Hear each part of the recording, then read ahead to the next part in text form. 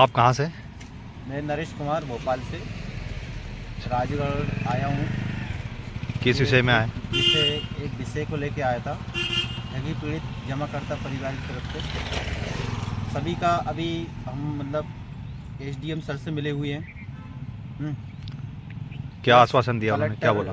Collector महोदय जी से भी मिले हुए हैं। उन्होंने आश्वासन दिया है कि हम इस पे आगे बहुत जल्दी कार्रवाई करेंगे। जहाँ जहाँ इसकी ज़मीन वगैरह है कुर्की वगैरह करवाएंगे। हमने देवास का चर्चा किया, इंदौर का चर्चा किया उसमें, ठीक है। इसके बाद मतलब गुना का चर्चा किया, धार का चर्चा किया। इस प्रकार से हमने मतलब 10 से 15 जगह का हमने चर्चा करके उनको बताया। उन्होंने हमको आश्वासन दिया इस विषय में बहुत जल्दी हम कार्रवाई वगैरह करेंगे।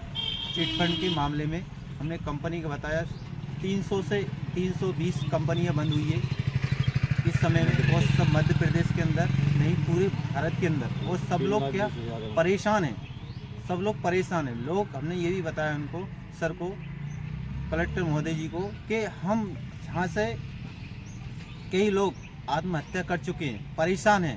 आपका इसका निराकरण नहीं हुआ जल्दी तो क्या जनसंख्या बढ़ती जा रही है, परेशान है, पीड़ित हैं, लोग फांसी लगा रहे हैं।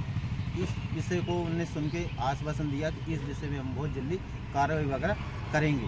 तो ये हमने उनको ज्ञापन दिया। प्लस हमने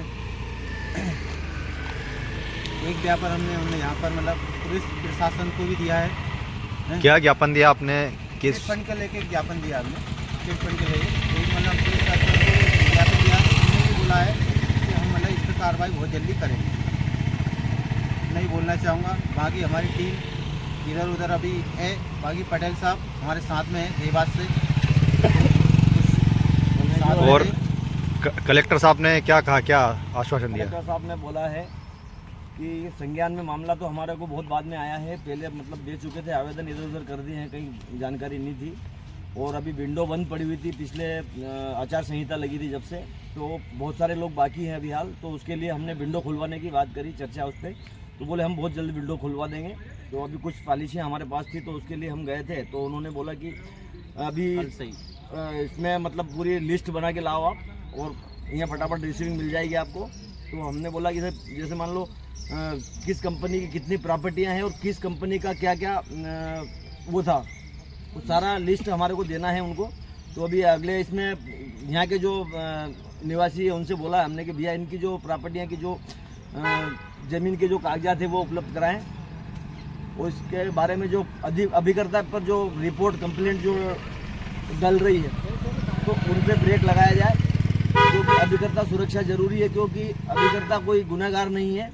इस चीज़ का हमने उनसे हवाला दिया कि सर इसमें डॉक्यूमेंट्स लगे हुए, ओरिजिनल गवर्नमेंट की सील लगी हुई है, इस प्रकार से मतलब हमने हवाला दिया। तो उन्होंने कि हम जरूर इसके ऊपर छानबीन करेंगे और बहुत जल्द आपको न्याय दिलाने की इच्छा रखते हैं। धन्यवाद।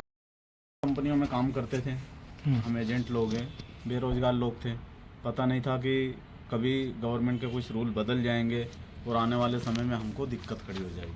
2013-14 से ऐसी समस्या आई कि सभी कंपनियां बंद हो गई। वो गवर्नमेंट के नियम से हुई कि या ना जाने कंपनियों के मालिक के मतलब नरेंद्र मोदी सरकार ने उसको बंद की कि मतलब, या फिर कंपनी के मालिकों की नीयत में कुछ खोट थी, ना जाने वो कौन सी प्रॉब्लम थी, उसके बारे में हमें कुछ उन्होंने आश्वासन यही दिए थे कि होगा, हम जो भी होगा उसका निराकरण करेंगे। आपने जो आवेदन दिए उसकी जांच होगी, इसी बस आश्वासन मिलते हैं सर। दोबारा फिर देना था ना आपको वापस से, एक 2-3 बार चले गए सर। उसके बाद में पार्टियां तो इतना परेशान करती है ना कि वो पैसे तो ना जाने कब मिलेंगे। वो तो लंबी प्रक्रिया कर दी, क्योंकि मोदी जी ने तो बहुत लंबी वो उसमें उलझा दी है। वो जो 2019 में जो एक कानून बना था बर्ड्स एक्ट, उसके अनुसार भी हमने सर कुछ आवेदन वगैरह दिए हैं, बहुत सारे सभी जिलों में दिए, लगभग हमने भोपाल तक भी दिए हैं, हर पार्टियों के माध्यम से दिलवाए हैं। उसके बाद में भी पार्टियां बस हमें ही परेशान करती है कि हम उस आवेदनों को कुछ नहीं जानते, वो तो गवर्नमेंट का लंबा काम है, ना जाने कब क्या होगा, लेकिन हमें तो पैसा आपसे चाहिए। सर हम इतने परेशान हो चुके हैं कि या तो हम कभी कभी तो ऐसे सोचते हैं कि क्यों ना हम आत्महत्या कर लें ताकि इस सिस्टम से मुक्ति मिल जाए, क्योंकि ना तो हमारी समस्या के ऊपर ना तो गवर्नमेंट ध्यान दे रही है, ना ही प्रशासन ध्यान दे रहा है। और हम आए दिन सर इतने परेशान, इतने प्रताड़ित किए जा रहे हैं हम एजेंट लोग, क्योंकि हमारा तो कोई दोष ही नहीं है सर। हमने कंपनियों के अंदर जो पैसे दिए थे उसका कंपनी के अंदर जो हमने पैसे दिए ना सर, उसके ना तो कभी कोई वो ही नहीं था हमारा। हम तो बेरोजगार लोग थे सर, हमारी गलती क्या थी उसमें? हमारी अगर कोई गलती होती तो हम तो काम कर रहे थे। अगर हमने पैसा खाते कंपनी का या कुछ दिक्कत होती तो हम उसके चोर थे। हमने कंपनी के ईमानदारी से पार्टी से पैसे लाके कंपनियों के अंदर जमा किए, वहाँ से रसीद पॉलिसियाँ लाके इनको दे दी पार्टियों को। उसके बाद में भी आज सबसे ज़्यादा अगर कोई बड़ा चोर है तो सबसे बड़े चोर हम ही साबित हो रहे हैं सर। जबकि कंपनियों के मालिक इतना पैसा लाखों करोड़ों रुपए डकार गए जिनका आज तक कोई हिसाब किताब नहीं है। वो तो जाके जेल में बैठ गए, किसी को अरेस्ट कर लिया, किसी को क्या कर लिया, लेकिन कोई वो उसका कोई निराकरण ही नहीं हो रहा है। और उसको अरेस्ट करने के बाद में गवर्नमेंट का तो बस यही रोना है क्या वो चल रही है जांच। सर 2013-14 से आज कितने साल हो गए? 8-9 साल हो गए। 8-9 साल में ऐसी कौन सी जांच होती है, कौन सी ऐसी जांच होती है जिसकी मतलब अभी तक उसका निष्कर्ष नहीं निकल पा रहा? शासन की ढिलाई है मतलब ये पूरी शासन की 110% से शासन की ढिलाई है। इसमें कहीं ना कहीं बड़े लोगों का भी इन्वॉल्व है। अगर वो सब लोग अगर जांच हो इसकी निष्पक्ष तरीके से तो क्लियर हो तो हम एजेंट लोगों की जान छूटे, नहीं तो हमें आत्महत्या करने पे मजबूर होना पड़ेगा सर। देखिए कितनी बड़ी भूल है शासन की, कितनी बड़ी भूल है शासन की, जो कि एक गरीब मजबूर और लाचार व्यक्तियों को मतलब ऐसे झांसे